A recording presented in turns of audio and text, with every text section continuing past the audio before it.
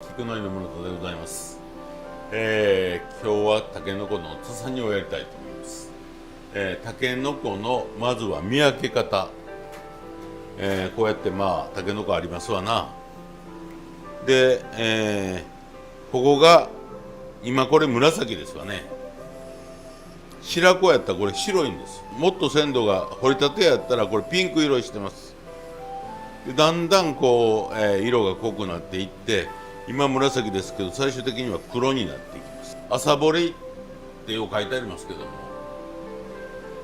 いつの朝に掘ったかが問題で、朝に掘ることが別にいいことではなくて、朝に掘ってどんだけ時間が経ってるかっていう。タケノコいうのはこういうふうに着物の、襟みたいにこう重なってますね。この重なってるのがこうちょっとめくるとちょっと色が変わってるんですけども、これがタケノコは、取ってからでも伸びるんで、この、伸びたとこだけ皮がずれてラインが出てくるんです。それからこのラインが、入ってるもんは取ってから時間が経ってるっていうことですよね。タケノコこうやって、百貨店でやったら怒られるかもしれません。爪で押します。これで硬いか柔らかいかが分かります。で、硬いタケノコは長いこと湯がいたら柔らかなるかっていうようなもんでもないんです。そうやなかったら、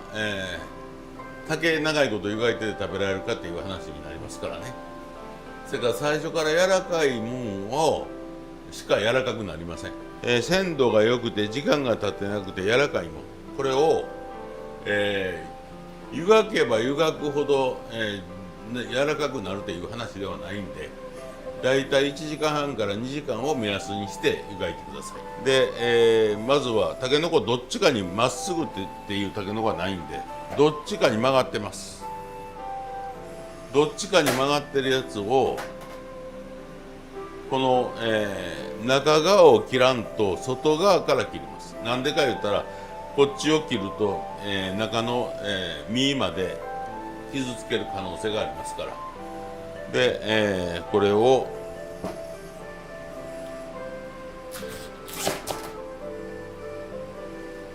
で、ここに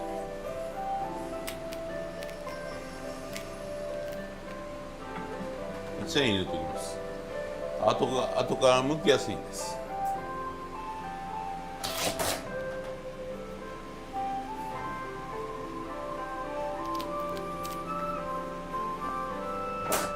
タケノコは、京都の、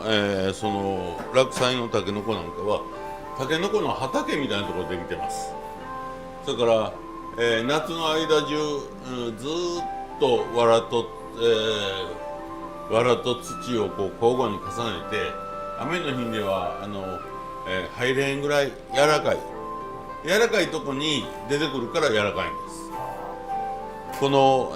やぶにからそのまま硬い土を、こう割って出てきたようなタケノコは硬くないと出てこれないんで硬いです。次は湯がく水ですけども、普通はここに湯がくときにぬかを入れるわけです。ぎょうさん入れた方がおいしなんやろうで、ぎょうさん入れてもおいしなりません。何のためにぬか入れるかっていうと、タケノコの、えぐみ、の成分が水に溶けます。そして、ぬかの、から出てきた細かい、分子とひっついて、分子自体が大きくなってもっぺんタケノコに戻れなくなるように入れるわけですから、これをたくさん入れるとぬか焼けって言って、せっかく真っ白のタケノコが黄色い皮むいたら黄色いやんっていうタケノコになります。鷹の爪、これよう入れますけども、鷹の爪もたくさん入れても一緒です。これ何のために入れるかって、昔は、冷蔵技術がない時にタケノコは、その水のまま湯がいた水のまま冷まさないかんので、その間に、水が悪くなるということがありますから、その水につけたまま、その1日次使うまで置いとくっていうのは、これを鷹の爪入れとかへんなら、腐ります。そのために入れるんで、今別に鷹の爪をたくさん入れてぬかをたくさん入れて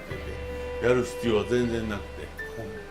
て、でうちら料理屋ではどうしてるかって言ったら、ぬかを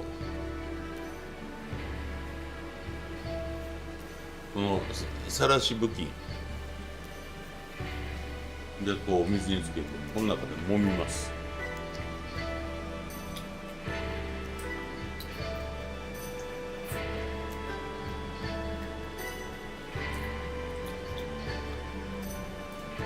米のとぎ汁みたいにだんだんこう白くなりますよね。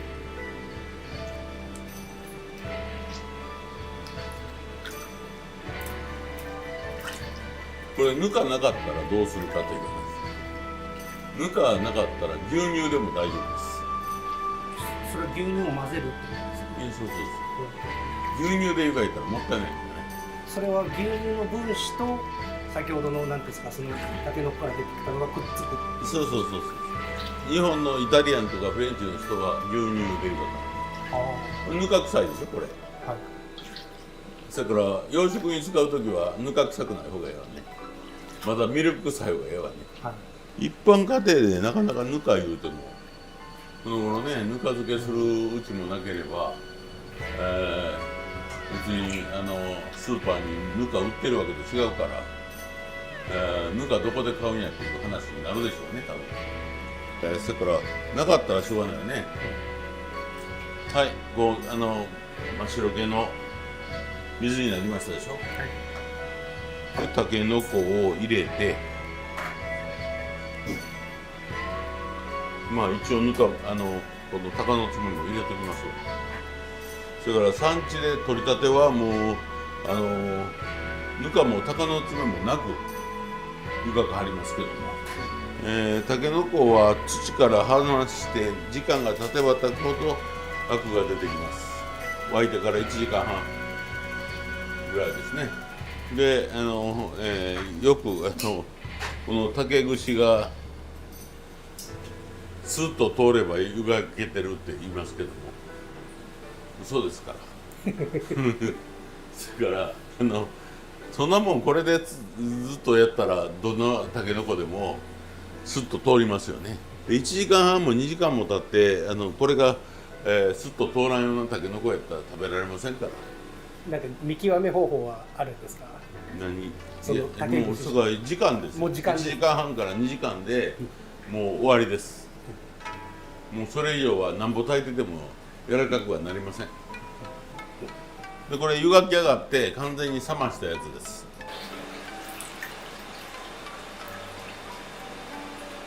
あれはしばらく置いてあったから茶色いですけど、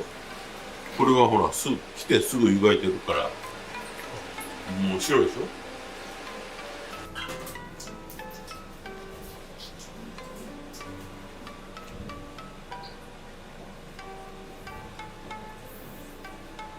でこうやって皮むくでしょ。でこれをここにある部分を姫皮って言うんですね。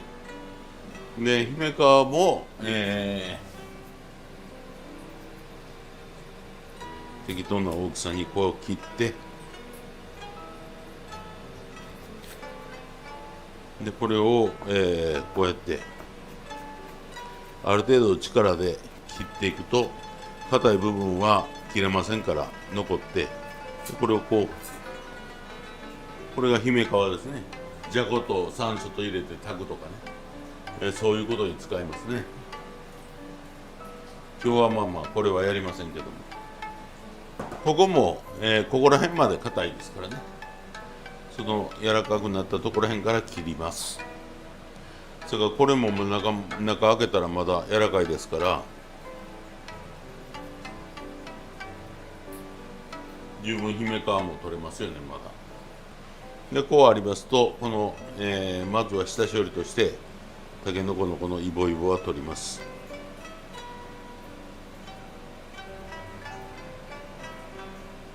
でこういうところにまだこうペロペロと皮が残ってますでしょ。こういうのでこう軽く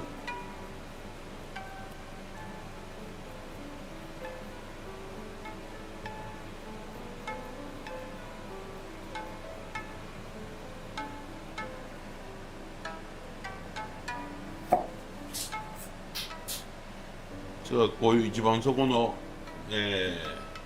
部分っていうのはもう硬いですから、これはまた刻んで他の料理に使ったりしますね。で気になるようでしたら2段目のイボイボもこうやって取っといたらいいですね。そのイボイボを取るのは口当たりとかですか？じゃあ見栄えの問題ですね。はい。それから家庭やったら別に気にならんやったら食べられんもんではないんで、食べたらええんですよ。食べたらええんですけども、料理屋はそういうわけにいかんので。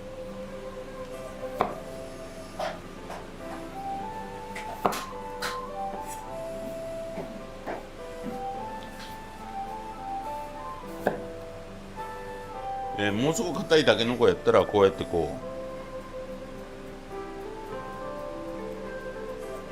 うでお年寄りがお見になるとかやったら両方にこう蛇腹に包丁入れます。もう同じ方向切ったらバラバラになりますからね。こっちはこう切ってこっちはこう切ってますから。でまあまああんまりたけのこを小さく切るのは私はあんまり好きと違うんでちょっと大ぶりにしますけども、でこの方もあんまり長すぎるようでしたらちょっと切ってもうて姫皮の方に入れてもうたらよろしいわな。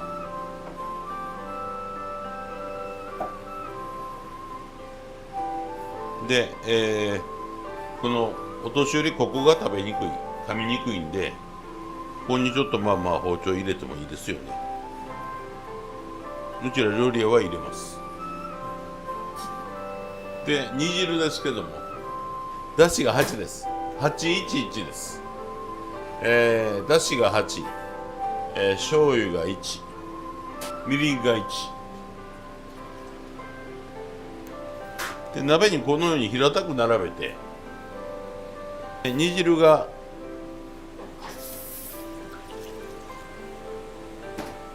少ないようですけども大体この811っていうのは煮しめるときはみんな811、それから肉じゃがとか煮しめるでしょ。肉じゃがも811やね。これは落とし蓋をすることによって煮汁が回りますからこれで、火につけて何でも強火ですよ。弱火で炊くから失敗するんで何でも強火でガーッと炊かんとものは美味しくならない。あと煮汁の量っていうのはだいたいどのぐらい炊くものの目方炊くものが500g やったら 500cc の、煮汁っていうのがまあ基本やね。それから煮汁の量によってこの811は一緒でも煮汁の量が多すぎたらそれを煮しめたら味が濃くなるわね。なので同じ目方にするのがそうやね。だいたい家庭の奥さん方は煮汁の量が多すぎる。せっかくこう煮えてきたらちょっとだし多いわ言うて後で捨てはんの。はい、で後で捨てたら美味しい味が全部また捨ててしまうわね。はい、だんだん煮えて煮汁なくなってきました。これで土佐人間からこれをこう揉み入れるわけよ。かつお節一回ねチンした方がいいね。はい、もうほとんどこうやって水気なくなってきたら水気ないでしょ。はい、水気なくなってきたらこのちょっとチンして水気を取ったカツオをこう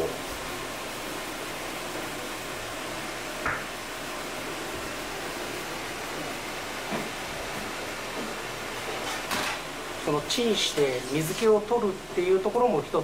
ポイントなんですか？その方がカツオが粉になりやすいわね。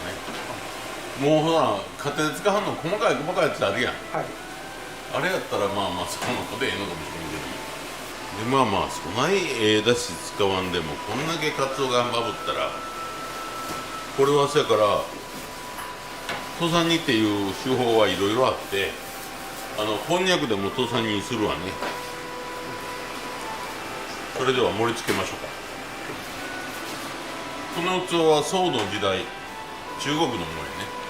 宋の時代の創業、の政治500年ぐらい以上前のものですね。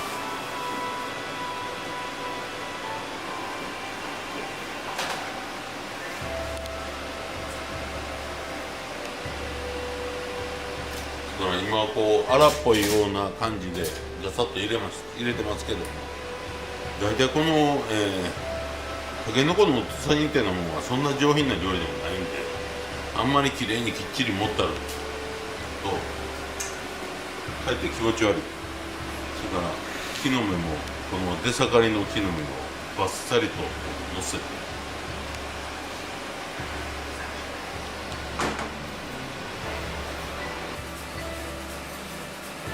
今度は豆ご飯を、やりたいと思います。豆ご飯も、普通に豆を入れてご飯炊くだけでは、料理屋ではダメなんで、まあ料理屋なりのやり方をやります。まず、この豆を剥くのは一緒ですね。でこの殻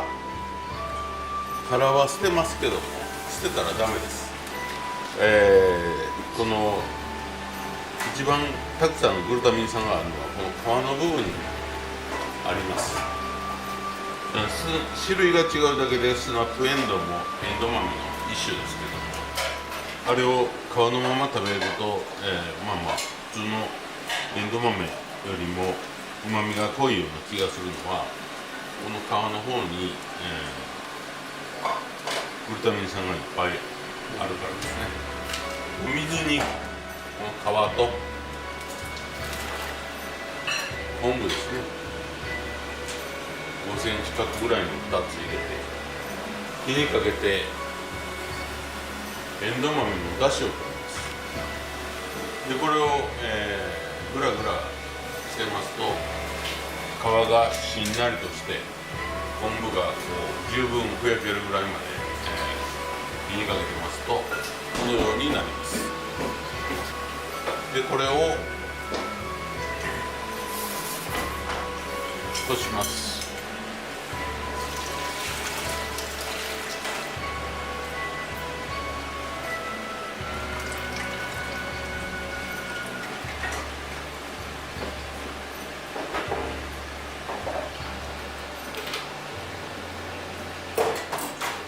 これで結構うまみ成分が出てます。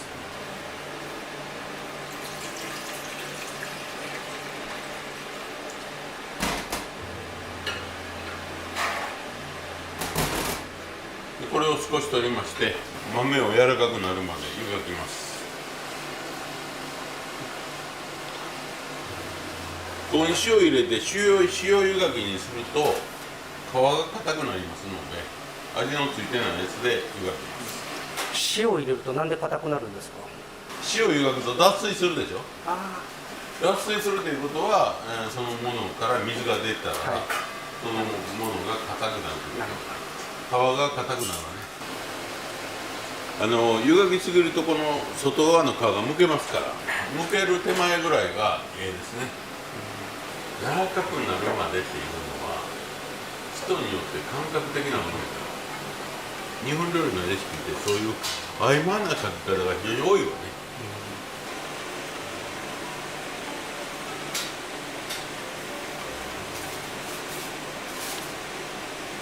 で軽く指で押して潰れる程度で、ここで塩を全体の 1% から 2% ぐらいの間。お米は山形県のつや姫です。これを、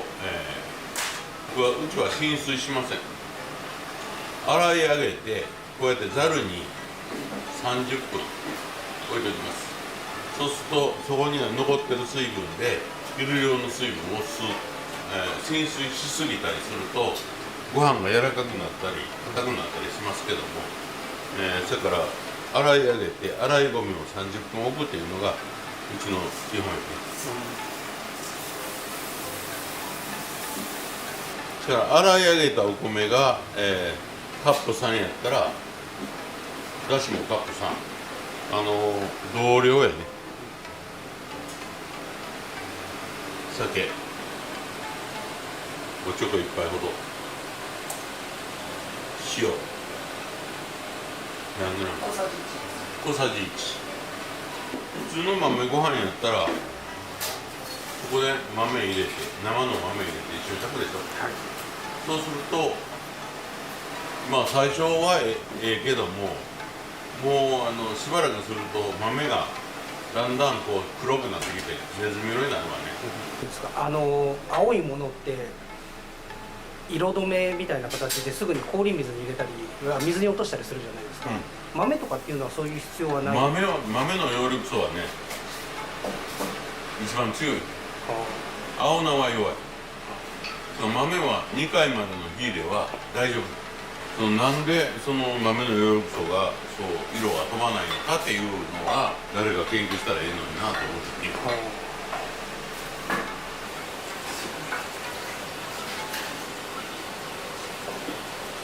こうやってこれもうブチブチって言うてる、ブチブチって言うてるからもう聞くとブチブチ言うてるからもうこれで火止めてて。もう吹いてる時に蓋取ったらあかんけども、圧力がかかってへんの。もうここは圧力いらんやん。でこの段階で